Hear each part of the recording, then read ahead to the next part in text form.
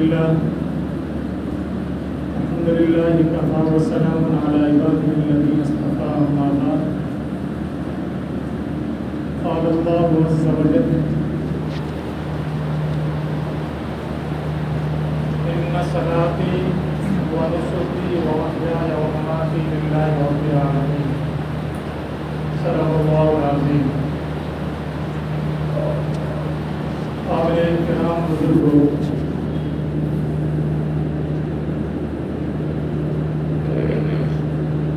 ذوالحجہ کا مہینہ یہ وہ مہینہ ہے جس میں پورا عالم اسلام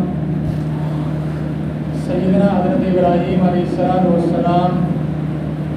اور سیدنا حضرت اسماعیل علیہ السلام کی ایک یادگار اور بے مثال سنت کو زندہ کرتا ہے اور قربانی کا عمل پیش کرتا ہے. جس شخص کو اللہ تعالی ہمت اور توفیق اور استطاعت عطا فرماتے ہیں،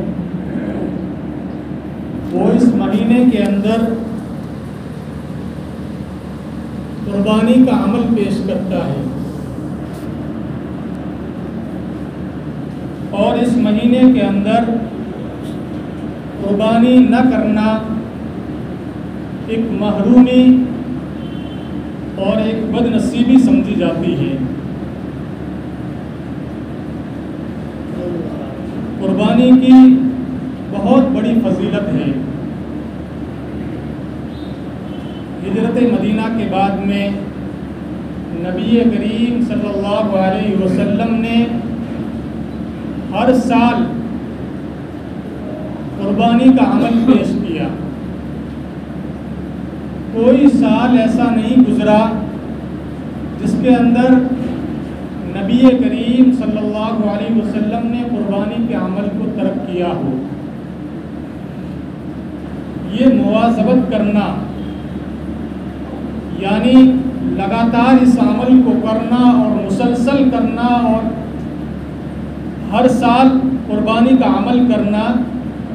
یہ قربانی کے وجوب کو ثابت کرتا ہے اور نبی کریم صلی اللہ علیہ وسلم کا ہر سال اس عمل کو کرنا یہ قربانی کے واجب ہونے کی دلیل ہے. قربانی کی بہت بڑی فضیلت ہے. حضرت عائشہ صدیقہ رضی اللہ عنہ فرماتی ہے کہ نبی کریم صلی اللہ علیہ وسلم نے فرمایا کہ عید الاضحیٰ کے دن ابن آدم کا کوئی بھی عمل اللہ پاک کے یہاں قربانی سے بڑھ کر محبوب اور پسندیدہ نہیں ہوتا. یعنی عید الاضحیٰ کے دن ابن آدم کا ایک ہی عمل اللہ پاک کو محبوب اور پسندیدہ ہوتا ہے اور وہ عمل ہے قربانی. حدیث پاک کے اندر آتا ہے کہ قیامت کے دن قربانی کے جانور سینگوں، بالوں اور کھروں سمیت زندہ ہو کر آئیں گے اور قربانی کا خون زمین کے اوپر گرتے ہی اللہ پاک کی رضا اور مقبولیت کے مقام پر پہنچ جاتا ہے. اس لیے خدا کے اے بندو، تم پوری خوشی کے ساتھ میں قربانی کا عمل پیش کیا کرو. یہ حدیث پاک کے الفاظ ہیں.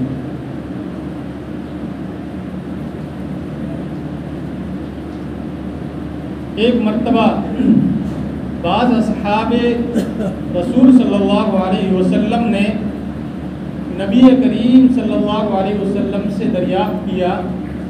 کہ یا رسول اللہ، ان قربانیوں کی کیا حقیقت ہے اور ان کا کیا اجر و ثواب ہے؟ تو نبی کریم صلی اللہ علیہ وسلم نے فرمایا کہ یہ تمہارے روحانی اور نسلی مورث سیدنا حضرت ابراہیم علیہ السلام کی ایک یادگار سنت ہے۔ سب سے پہلے اللہ پاک نے ان کو قربانی کا حکم دیا، وہ قربانی کیا کرتے تھے۔ پھر اس کے بعد میں اللہ پاک نے قربانی کے اس عمل کی پیروی کا مجھے اور میری امت کو حکم دیا گیا۔ پھر صحابہ اکرام رضوان اللہ علیہم اجمعین نے عرض کیا کہ یا رسول اللہ، ان قربانیوں کا کیا اجر ہے؟ تو نبی کریم صلی اللہ علیہ وسلم نے فرمایا کہ قربانی کے جانور کے ہر بال کے بدلے میں نیکی ملے گی۔ تو حضرات صحابہ کرام رضوان اللہ علیہم اجمعین نے فرمایا کہ یا رسول اللہ، اون کا کیا حساب رہے گا؟ یعنی اون کا کیا حساب ہے؟ یعنی جو جانور جن کی کھال کے اوپر بال ہوتے ہیں، جیسے بکری، گائے، بیل وغیرہ، تو ان کی کھال کے اوپر بال ہوتے ہیں، تو ہر بال کے بدلے میں نیکی، یہ تو سمجھ میں آتا ہے۔ لیکن جو جانور ایسے ہیں کہ جن کی کھال کے اوپر اون ہوتی ہے، جیسے دمبا، بھیڑ اور اونٹ وغیرہ، تو ان کی کھال کے اوپر تو اون ہوتی ہے اور اون کی تعداد زیادہ ہوتی ہے، تو اون کا کیا حساب ہے؟ تو نبی کریم صلی اللہ علیہ وسلم نے فرمایا کہ اون والے جانوروں کی قربانی کا حساب بھی اور ان کا ثواب بھی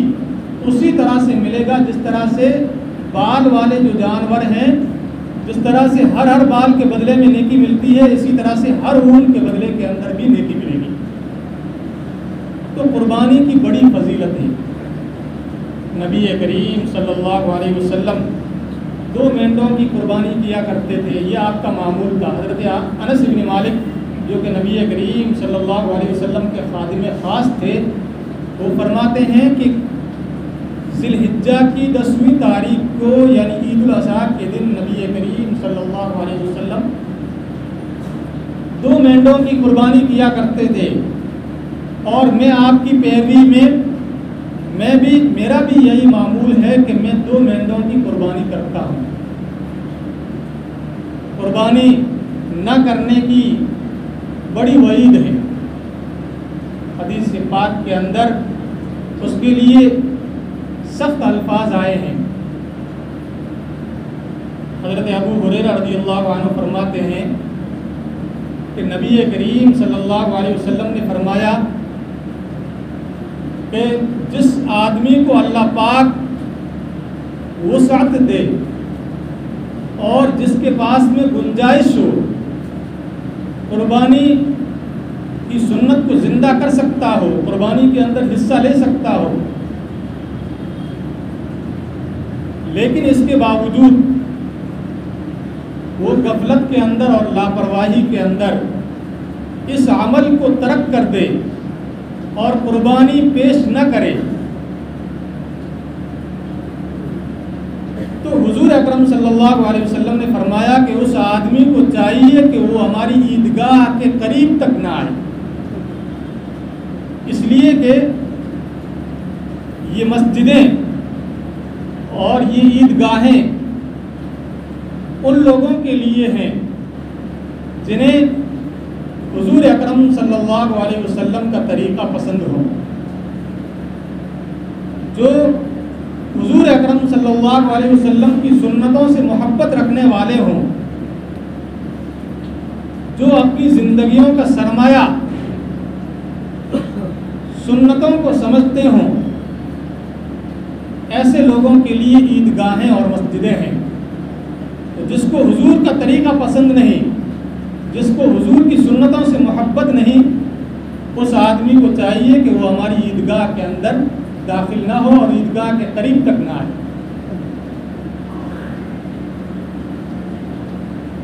قربانی کا اصل مقصد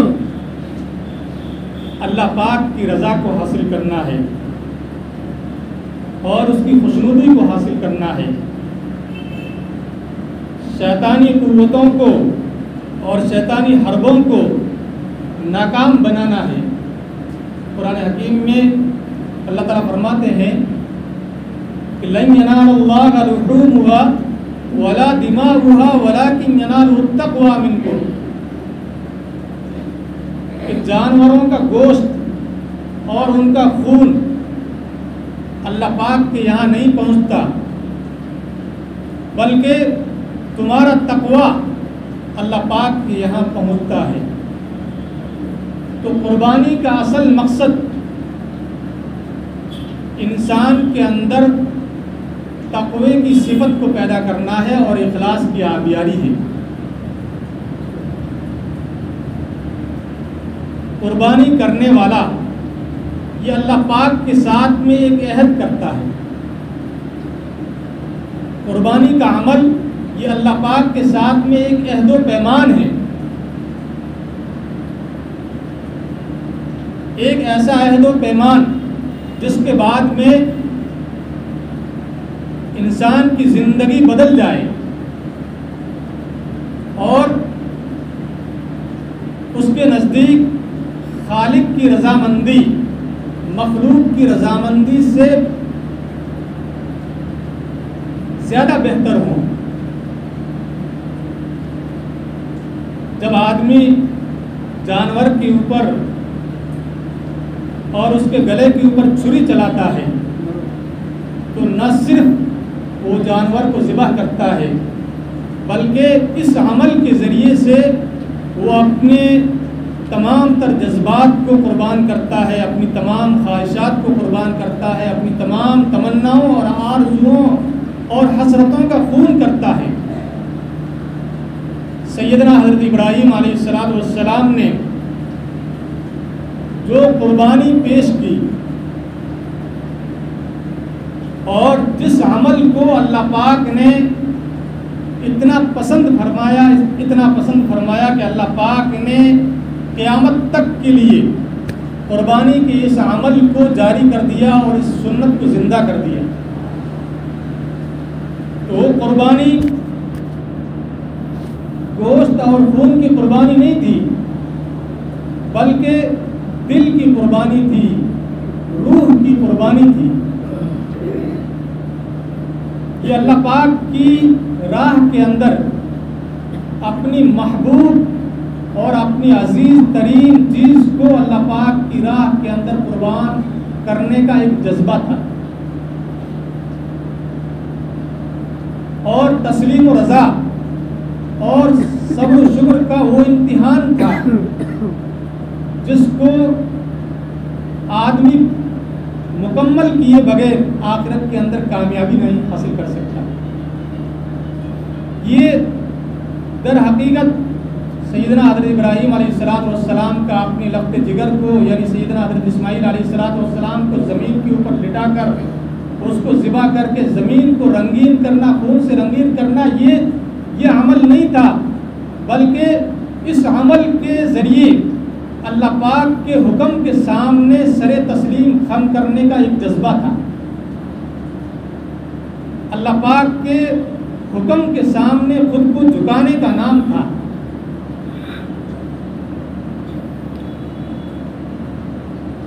تو قربانی کا عمل ہمیں ایک پیغام دیتا ہے، ہمیں ایک سبق دیتا ہے کہ زندگی کے ہر شعبے میں، زندگی کے ہر مرحلے میں جب بھی اللہ پاک کا کوئی حکم ہمارے سامنے آ جائے تو اس حکم کے اوپر ہمیں بلا کسی تردد کے، بلا کسی جھجک کے، بلا کسی چور چرا کے ہمیں اس حکم کی تعمیل کے اندر لگ جانا چاہیے اور اس کی پیروی کے اندر لگ جانا چاہیے۔ اتباع کا یہ جذبہ ہمارے اندر ہونا چاہیے۔ ایسا نہ ہو کہ ہم اس حکم کے متعلق یہ سوال کریں کہ اس حکم کی مصلحت کیا ہے، اس حکم کی علت کیا ہے، اور اللہ پاک اس کے ذریعے سے اللہ پاک ہم سے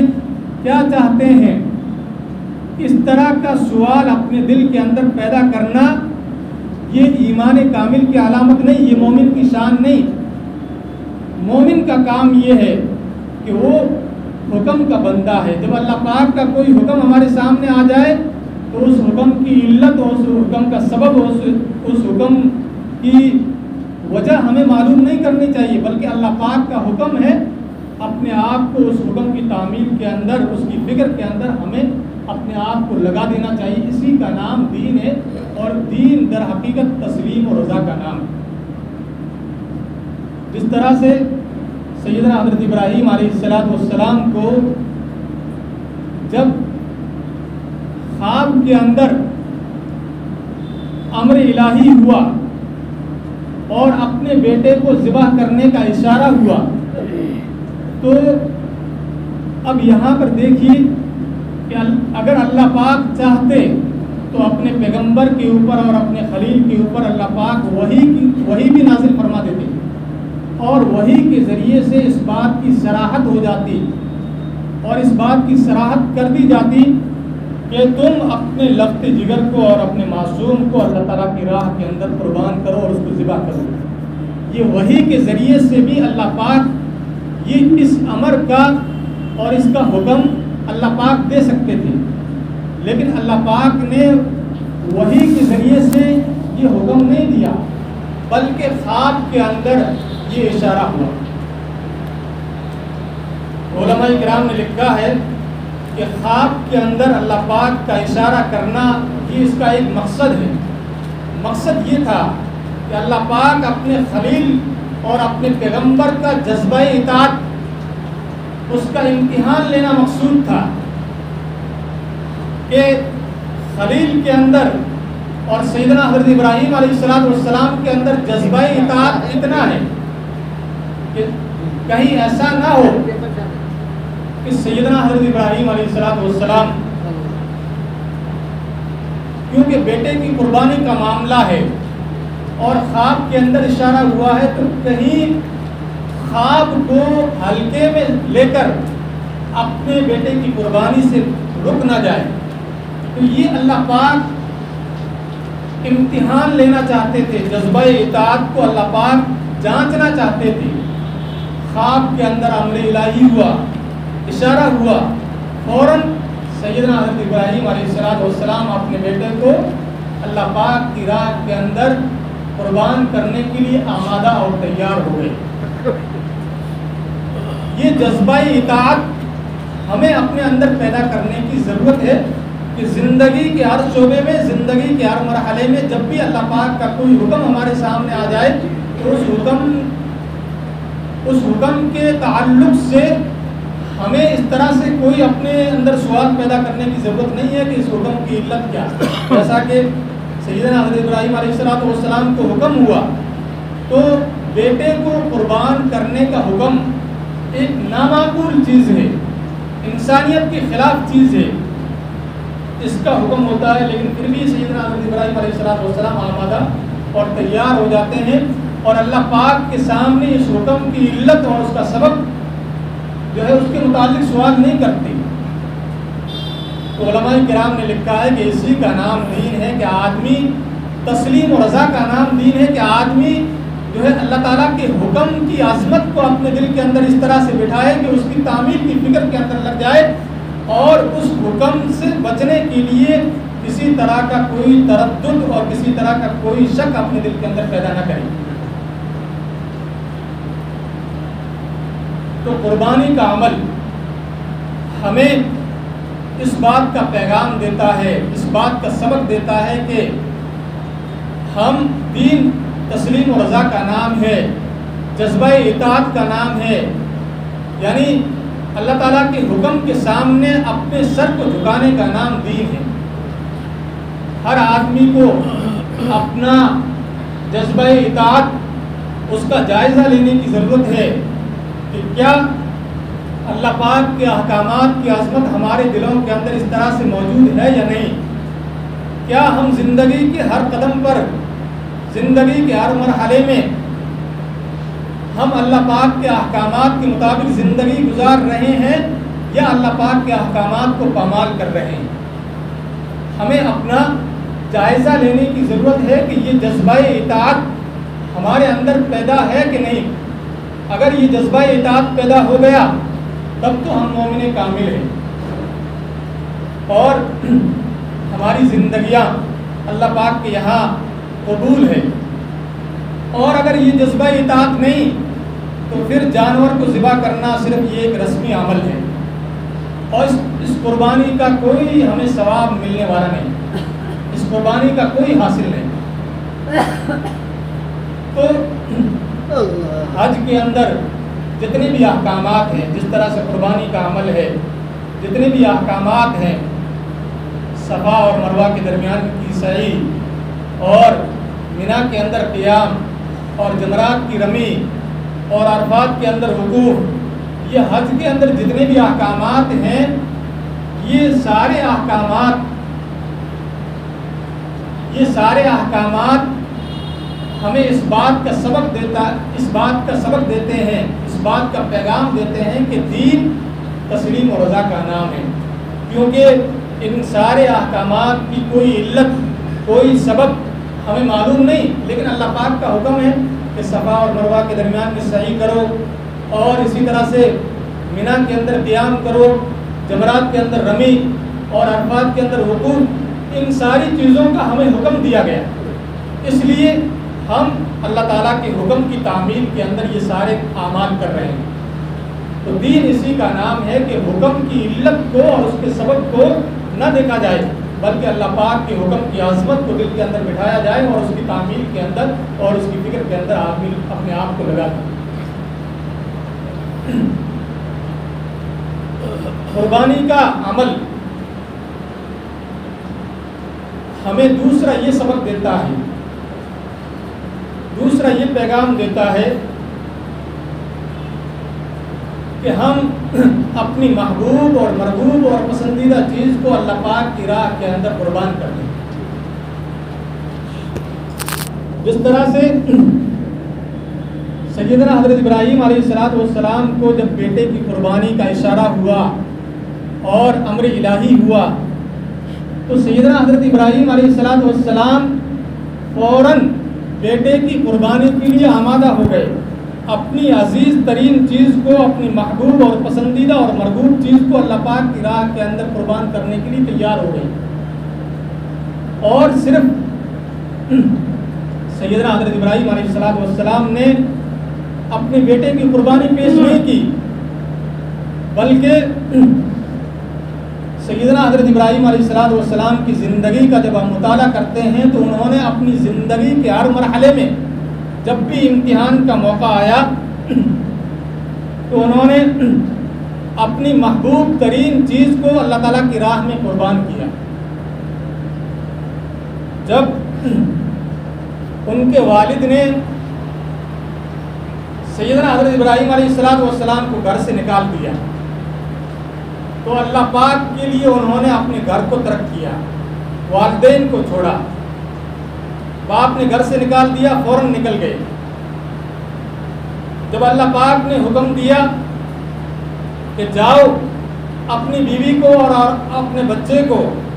ایک ایسی وادی کے اندر جہاں پر نہ چرند ہو, نہ پرند ہو, نہ گھاس ہو, ایک بنجر زمین کے اندر ماں اور بیٹے کو چھوڑ کر آ جاؤ.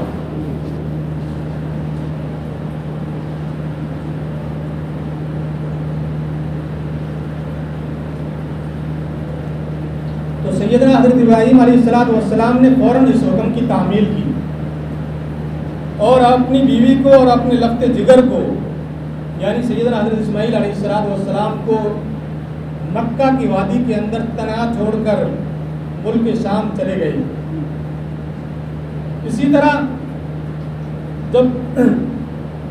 نار نمرود کا مقابلہ ہوا اور اپنی جان کی قربانی کا معاملہ آیا تو اس وقت بھی پیچھے نہیں ہٹے بلکہ جان کی قربانی کی پیش کی اور نمرود کی آگ کے اندر سیدنا حضرت ابراہیم علیہ السلام کود پڑی. تو زندگی کے ہر مرحلے میں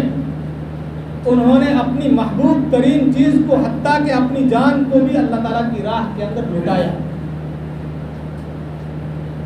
اور اسی طرح کی محبت مطلوب ہے کہ یہ اسی وقت ممکن ہوتا ہے جب آدمی کے دل میں اللہ رب العزت کی حقیقی محبت اور سچی محبت دل کے اندر پیوستہ ہوتی ہے، تو پھر آدمی کے لیے اپنی جان کی قربانی دینا، اپنی اولاد کی قربانی دینا، مال کی قربانی دینا، وقت کی قربانی دینا، یہ ساری چیزوں کی قربانی دینا اس کے لیے آسان ہو جاتا ہے۔ اور جب تک ہمارے دل میں اللہ اور اس کے رسول کی محبت کا اتنا جذبہ نہیں ہے اور اس قدر حقیقی محبت ہمارے دل کے اندر نہیں ہے، تو پھر ہمارا ایمان کامل نہیں ہو سکتا۔ قرآن حکیم میں اللہ تعالیٰ فرماتے ہیں کہ قُلْ إِنْ كَانَ آبَاؤُكُمْ وَأَبْنَاؤُكُمْ وَإِخْوَانُكُمْ وَأَزْوَاجُكُمْ وَعَشِيرَتُكُمْ وَأَمْوَالٌ اقْتَرَفْتُمُوهَا وَتِجَارَةٌ تَخْشَوْنَ كَسَادَهَا وَمَسَاكِنُ تَرْضَوْنَهَا أَحَبَّ إِلَيْكُمْ مِنَ اللَّهِ وَرَسُولِهِ وَجِهَادٍ فِي سَبِيلِهِ فَتَرَبَّصُوا حَتَّى يَأْتِيَ اللَّهُ بِأَمْرِهِ کہ اے نبی آپ لوگوں سے کہہ دیجئے کہ اگر تمہارے باپ دادا، تمہارے بیٹے، تمہارے بھائی، تمہارے رشتہ دار اور اسی طرح سے تمہارا وہ مال جس کو تم کماتے ہو اور تمہاری وہ تجارت جس کے اندر تمہیں گھاٹے کا اندیشہ ہے اور اسی طرح سے تمہارے وہ مکانات جس کے اندر تم رہنا پسند کرتے ہو، اگر یہ ساری چیزیں اللہ اور اس کے رسول کی محبت اور اس کی راہ میں جہاد کرنے سے زیادہ تمہیں پیاری ہے، تمہیں زیادہ عزیز ہے، تو فتربصوا حتی یاتی اللہ بامرہ، تم انتظار کرو یہاں تک کہ اللہ تعالیٰ کا حکم آپ پہنچے، یعنی اللہ تعالیٰ کا عذاب تمہیں اپنی گرفت میں لے لے۔ اللہ تعالیٰ نافرمان لوگوں کو ہدایت نہیں دیتا۔ تو قرآن حکیم کے اندر صاف طور پر اللہ پاک نے ان ساری چیزوں کا ذکر کر دیا کہ اگر ہمیں اپنے ماں باپ پیارے ہیں، اپنے بیٹے پیارے ہیں، اپنے بھائی پیارے ہیں، اپنے رشتہ دار پیارے ہیں اور اپنے خاندان کے لوگ پیارے ہیں، اپنا مال اور تجارت پیاری ہے اور اسی طرح سے رہنے کے مکانات، یہ ساری چیزیں اگر ہمیں اللہ اور اس کے رسول سے زیادہ عزیز ہیں، زیادہ محبوب ہیں، تو پھر ہمارا ایمان کامل نہیں، ہمیں اللہ تعالیٰ کی طرف سے عذاب کا انتظار کرنا چاہیے۔ تو شریعت کے اندر ایسی محبت مطلوب ہے جو محبت سیدنا حضرت ابراہیم علیہ السلام کے دل کے اندر تھی، یعنی اللہ پاک کی ایسی حقیقی محبت اور ایسی سچی محبت کہ جب خود کی جان کا مسئلہ آیا تو اس وقت بھی اپنی جان کا نذرانہ پیش کیا، اپنی اولاد کو قربان کرنے کا مسئلہ آیا تو اس وقت بھی اپنی اولاد کو قربان کیا، اپنی بیوی سے علیحدہ ہونے کا مسئلہ آیا تو اس وقت بھی خود کو علیحدہ کر کے دکھایا۔ تو اس طرح کی محبت مطلوب ہے۔ جب تک اللہ اور اس کے رسول کی محبت کا یہ جذبہ اور یہ قربانی دینے کا یہ جذبہ ہمارے اندر پیدا نہیں ہوتا، اس وقت تک ہماری زندگیاں مقبول نہیں ہیں، اللہ پاک کے یہاں ہماری زندگیوں کا کوئی اجر ملنے والا نہیں۔ تو قربانی کا عمل ہمیں اس بات کا سبق دیتا ہے کہ ہمارے اندر اس طرح کی قربانی دینے کا جذبہ ہونا چاہیے۔ جب ہم جانور کو ذبح کرتے ہیں تو اس وقت ایک دعا پڑھتے ہیں کہ ان صلاتی و نسکی و محیای و مماتی للہ رب العالمین، کہ بے شک میری نماز، میری قربانی، میرا جینا، میرا مرنا اس پروردگار کے لیے ہے جو تمام جہانوں کا مالک ہے۔ ہم اس دعا کو پڑھتے ہیں، جب آدمی اس دعا کو پڑھے تو اس وقت اپنے دل کے اندر اپنے دل کا محاسبہ کرے، اپنی ذات کا جائزہ لے اور اپنے دل کے اندر جھانک کر دیکھے کہ میں جس دعا کو پڑھ رہا ہوں کہ میری نمازیں، میری قربانیاں، میرا جینا، میرا مرنا، یہ سب اللہ رب العزت کے لیے ہے، تو کیا فی الواقع، فی الحقیقت ہماری زندگیاں، ہمارا جینا اور ہمارا مرنا، ہماری نمازیں، ہماری قربانیاں کیا اللہ پاک کے لیے واقعتاً ہے، یا پھر ہم اپنے نفس کی پیروی کرتے ہیں، شیطان کی پیروی کرتے ہیں، لوگوں کو دکھانے کے لیے نمازیں پڑھتے ہیں، لوگوں کو دکھانے کے لیے قربانی کرتے ہیں، لوگوں کو دکھانے کے لیے ہم اپنی زندگیاں گزار رہے ہیں۔ ہمیں اس وقت اپنا محاسبہ کرنے کی ضرورت ہے کہ اگر فی الواقع اور فی الحقیقت ہمارا ہر عمل اللہ پاک کی رضا کے لیے ہے، اس کی خوشنودی کے لیے ہے، تب تو ہماری زندگیاں کامیاب ہیں۔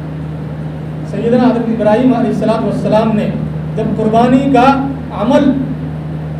کا موقع آیا اور اپنے بیٹے کو ذبح کرنے کے لیے جب نکلے تو شیطان نے راستہ روکا اور شیطان نے سیدنا حضرت اسماعیل علیہ السلام کو اپنے باپ کے خلاف اکسایا اور کہا کہ یہ تمہارے باپ یہ ایک ایسا کام کر رہے ہیں جو انسانیت کے خلاف ہے، بھلا آج تک تاریخ کے اندر کوئی باپ ایسا گزرا ہے جس نے اپنے بیٹے کو جو ہے اپنے ہاتھوں کے ذریعے سے ذبح کیا ہو؟ تو اس طرح سے شیطان نے سیدنا حضرت اسماعیل علیہ السلام کو ورگلایا، اکسایا۔ اس وقت حضرت ابراہیم علیہ السلام کو امتحان سے روکنے کی کوشش کی، ناکام بنانے کی کوشش کی، تو سیدنا حضرت ابراہیم علیہ السلام نے فوراً کنکریاں اٹھائی اور اس کے ذریعے سے شیطان کو مارا اور مار بھگایا۔ تو جس طرح سے سیدنا حضرت ابراہیم علیہ السلام نے شیطان جو کہ اللہ تعالیٰ کی بندگی کا راستہ روکنے والا ہے، اس کے حربوں کو اور اس کی سازشوں کو جو ہے حضرت ابراہیم علیہ السلام نے ناکام بنایا۔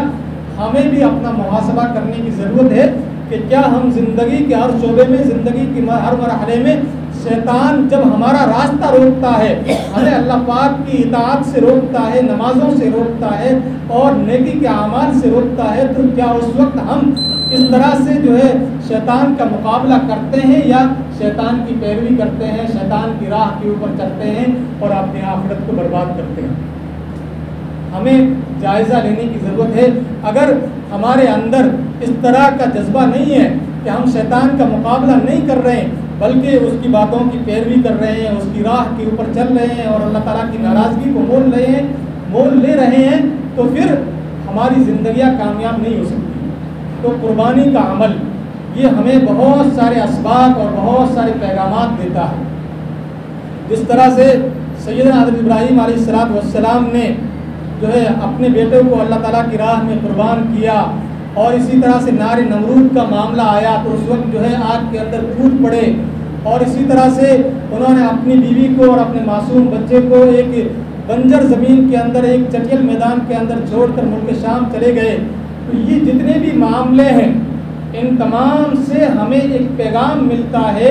کہ جب اللہ پاک کا حکم کوئی ہمارے سامنے آ جائے تو فوراً اس حکم کی تعمیل کے اندر اپنے آپ کو